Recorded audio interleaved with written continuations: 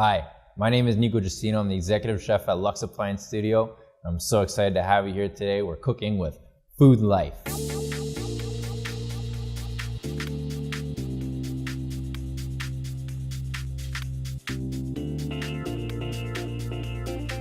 Okay, so today we are going to be using the Thermador Pro Steam Convection Oven, one of my favorite tools in the kitchen to use. Probably most chefs' favorite tools nowadays is the Steam Convection Oven.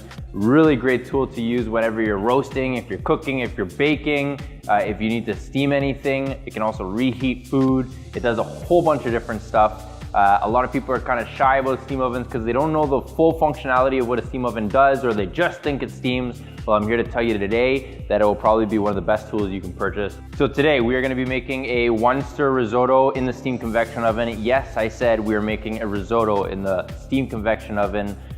Basically, we're working with weighted or measured products. Okay, as you can see here, we have no cutting board. Everything is already pre-done. I can walk you through the steps though, so that you guys have an understanding of what I did. We're going with a very simple spring kind of risotto flavor. So here I have some Ontario asparagus that I cut up into probably about a 1/4 inch rounds. Very simple. We have some Ontario green peas. Peas are in season right now. Why not use product that's in season?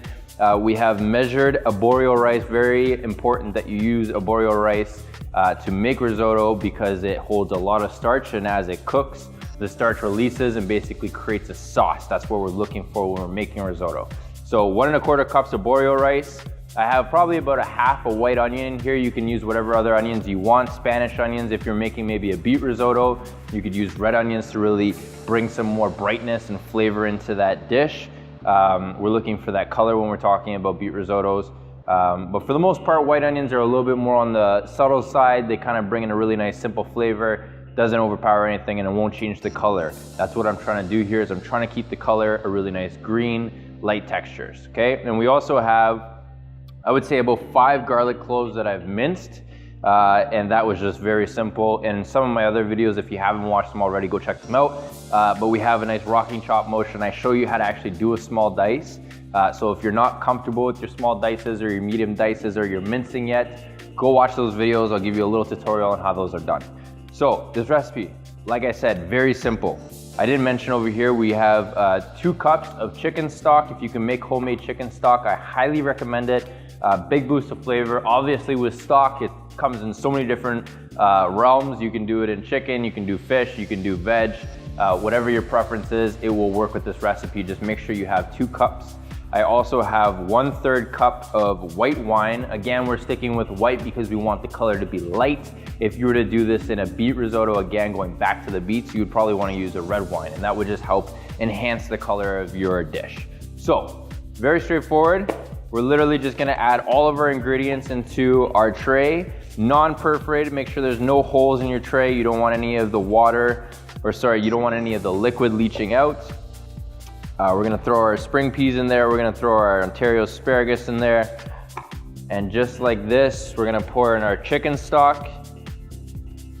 Okay, make sure that you, make sure all the rice is coated before you put this in the steam oven. You don't want any rice not covered. So the last ingredient we need to add into this dish, we already got the chicken stock in there, is 1/3 cup of white wine. Again, use whichever wine you want. I just have a very basic Chardonnay. I didn't spend a lot of money on it, obviously, because we are using it for cooking, not for drinking, although I might have a glass of it later.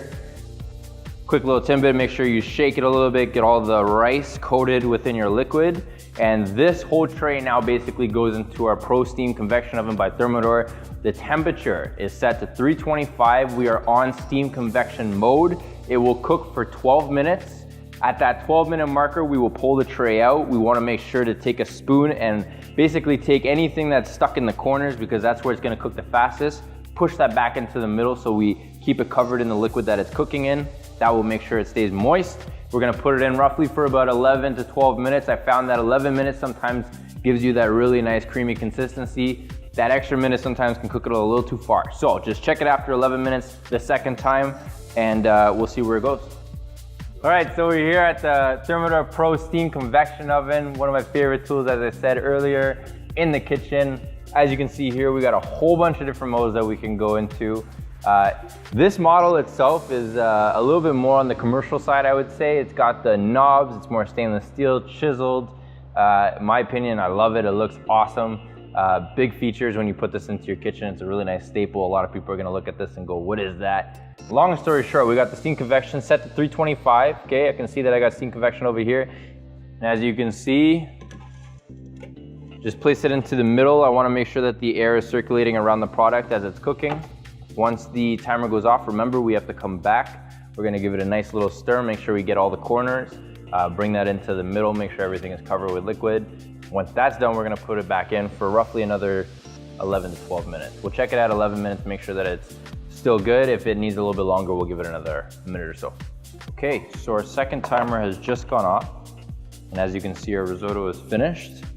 Okay, we're looking for a really nice creamy consistency. As you can tell, we have achieved, okay? Now you'll notice too, before we did this, we actually didn't season the risotto with any salt. So this is the time that we wanna add our salt.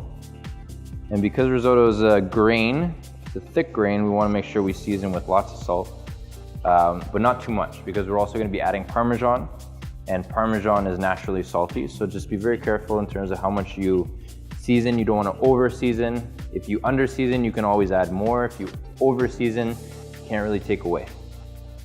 Okay, and you can add as much Parmesan as you desire. My opinion, you're probably looking for about 1/3 to 1/4 cup. If you want a little bit extra, there's nothing wrong with that. Okay, and the last thing we're gonna add here before we stir, and we wanna do this while we're hot, I should make a mention about that, because while it's hot, it will help melt the butter, it will help melt the cheese, which will basically incorporate it into the risotto a little bit nicer. Now, some people who are on diets, you might just wanna add that much. We're not on diets here, so we're just gonna add a whole bunch. Okay, make sure you incorporate, again, all the corners. Get that risotto really mixed in there nicely. The benefit to adding butter to your risotto is it gives it a really smooth, creamy texture. It kind of mingles and mixes with the leftover stock that you might have left over in your risotto, and basically will change the consistency to be a little bit thicker. Also gives a really nice sheen to your risotto. That looks great. Okay, so risotto finished. Now what we're gonna do is we're gonna plate. I have a very colorful plate. You could just use a basic white one if you want. A little trick about plating is if you can use color plates or rustic plates, maybe some plates that your grandma or maybe your aunt has lying around in the house, it really helps to sometimes pop the color, give you a bit of a different look for your overall final dish. Now I've gone ahead and I've actually seared off a rack of lamb. I took the loin off the rack, so we're just left with what the loin has to offer here, which is a really nice cut of meat. I've cooked this to roughly about 122 to 123 degrees Fahrenheit on the internal. I'm more of a medium rare guy, more on the rare side. If you like yours cooked a little bit further, no problem with that. I just find with lamb, when you cook it a little bit more on the rare side, you get a nicer texture with your product. Okay, and very simply, we're just gonna place this over top like that. You can do it however you'd like. Okay, and then to finish off our plate, we just have some pea tenders, okay, that I've kept under a wet paper towel. And this will just basically help make sure that they don't wilt too much. Okay, room temperature with greens typically starts to wilt your greens. You don't want that when you're going into plating your final dish, okay? And then I have some chives that I just very simply sliced, very thin. Nice little garnish.